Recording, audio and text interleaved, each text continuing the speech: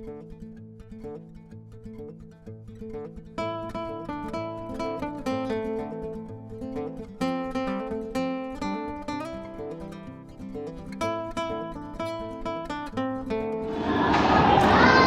followers! So, we're here today at the Fort Worth Stockyards.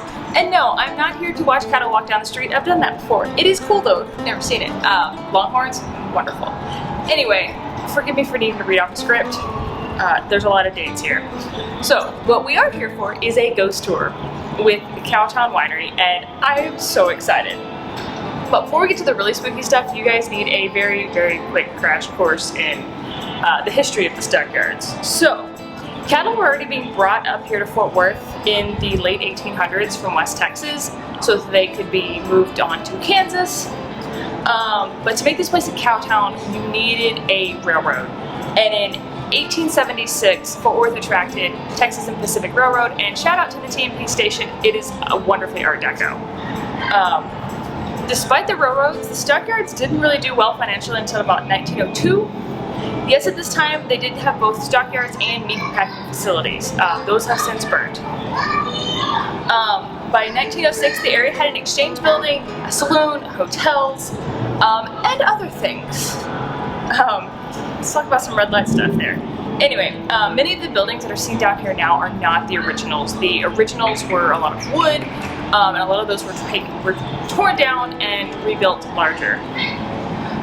Something to note is that while Texas was cattle country at the time, and still is, there were plenty of hogs, sheep, horses, and mules that were run through the stockyards as well, and that were slaughtered at the facilities here. The stockyard did not own any of the animals. They were run through it by producers to sell. This was just a market. So dwindling numbers of stock brought to the stockyards after World War II in 1944, and other acts such as presidential things to do with highway systems really brought down the number of animals that were coming to the stockyards, and so they did eventually close. The last meatpacking facility closed in the 70s,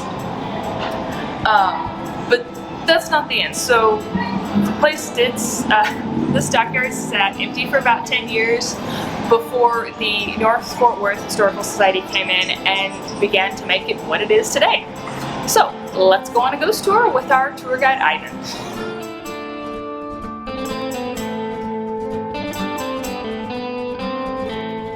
It's just my personal opinion.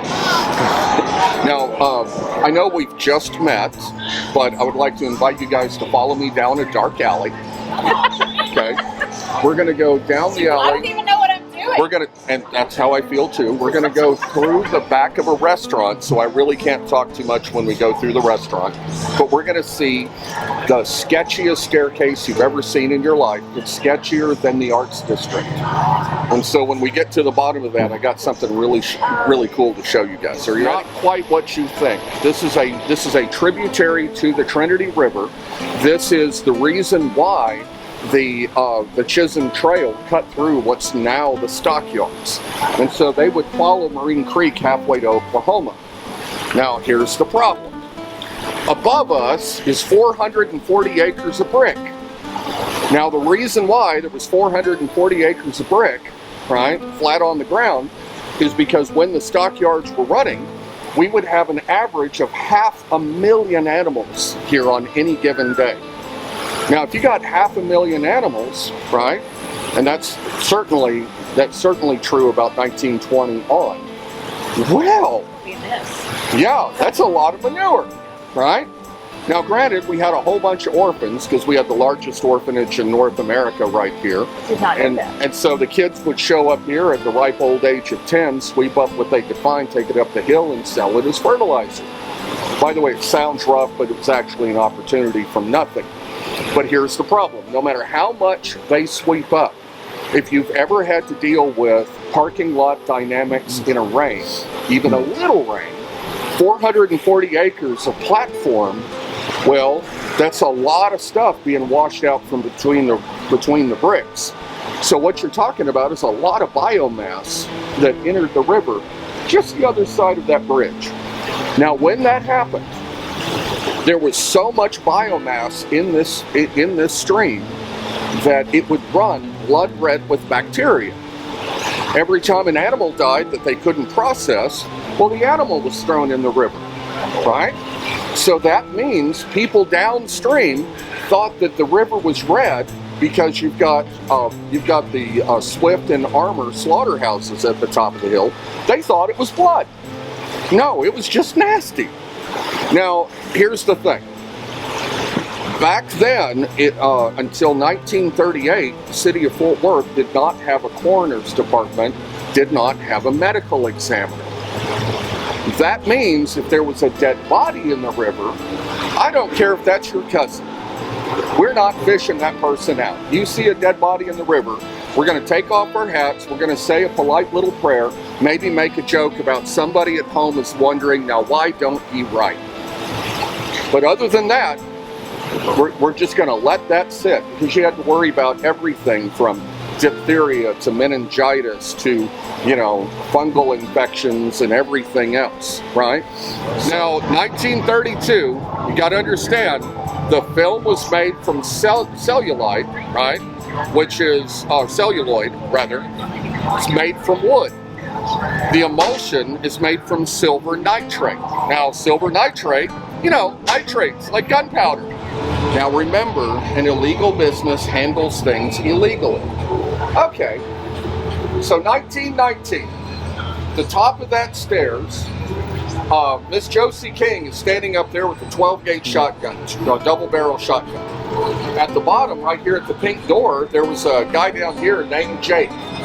Now the problem is, according to the Fort Worth Tribune... Alright, so Miss Molly B's is said to be one of the most haunted places. If you want to hear the stories, I definitely suggest you guys come take the tour or come stay here. It is still an active hotel. I will tell you this though, from what I heard, I will not be staying here. Although I might talk to the owner to hear some of the stories. The gold piece back then was 1 ounce of gold. If you're splitting 6,000 ounces of gold between 10 people on today's scale, you're a millionaire. And so 16 and 18-year-old millionaires are coming through town, and they're looking for a good time before they're out on the frontier. So I'm going to say a lot of crazy stuff happened there. That explains my... Half black, half Cherokee. 1918, we had the first indoor rodeo here. When we did, people came over from Dallas and got mad about it, because how dare we have somebody like that, blah, blah, blah. And so the people running it said, you know what, Bill looks like he's been out in the sun a little bit, but I'm sure he can ride just fine today. So they got a ticket. When they got a ticket, this is one of the first legal challenges to Jim Crow.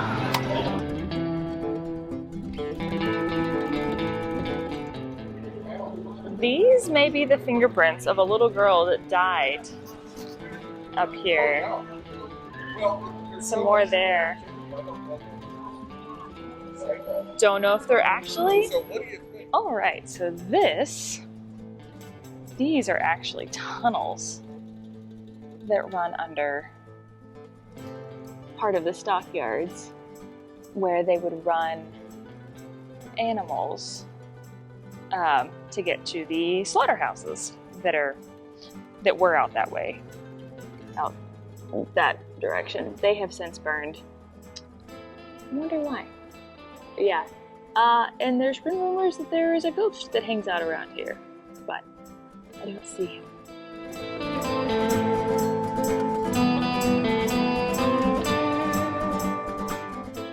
So our tour is over. It was wonderful. Highly recommend coming out for the ghost tour done by Cowtown Winery. But our guide said there's a door up here that sometimes if you take a selfie, there's a ghost that hangs out behind you. I'm gonna go take a selfie. Kelton decided not to. I don't see a ghost. It's probably a good thing. I would probably about actually lose my shit if there was an actual ghost. But yeah. All right, honey, what did you think of the ghost tour that we took with Cowtown Winery? I thought it was really interesting. It was really fun. Learned a lot of history about the Stockyards, and there's a lot more sordid history here than I thought there was going to be. and yeah, very interesting. Some hair-raising and spine-tingling kind of stories. But all in all, it was terrific. I loved it. Thank you. You're welcome. All right, our ghost tour is over, and it was freaking fantastic. Did I see anything? I don't think so. Was it worth it? Yes. There was so much history, and it was great because our guide Ivan was telling us like how the history of the place, and then why if there is a ghost, why they would have been there based upon the history. Absolutely worth coming down to. I will warn you, on a Friday night, it is absolute chaos down here, and this is February. This is February 13th. So just be aware. We parked at Billy Bob's. It's like $10 for parking. Don't try and drive down any of the main roads. Don't. It's not worth the headache. Get here early. Come in a back way. Get here early. Yeah, it's not worth dealing with the traffic. Make sure you have your ID. You can drink and walk around down here at the Stockyards, but there's a fairly big police presence, so please don't be an idiot. Anyway, we've had a great time tonight, so thank you to Cowtown Winery, and I didn't mention this earlier, but thank you to the Stockyards Museum. They provided the historical photos. I might do another video if this one does well, looking at some of additional history of the Stockyards, because there's some really cool, really dark history around this area that really deserves to be explored more. I found out the Star Telegram has like all this microfilm that you can access, so my inner nerd is really excited about that fact, but that'll be a project for a later date. So, hope you guys like this video. Please make sure to like and comment, share, anything helps, and I will see you guys on the next adventure.